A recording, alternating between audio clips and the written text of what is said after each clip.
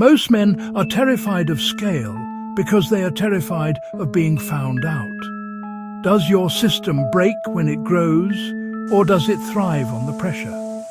Logic dictates that anything that cannot scale is a liability. If you are the only engine in your business, you are the single point of failure. The sovereign builds structures that gain strength as they expand. Be the architect, not the engine.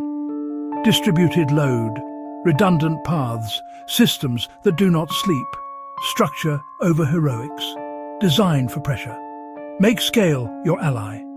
Distance yourself from the manual labor of life.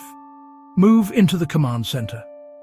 Power is the ability to move a mountain by pressing a single button. Find the button. Own the totality. Own the inputs. Own the outputs. Own the protocol. Then scale it without you on the line. Subscribe to lock in your focus.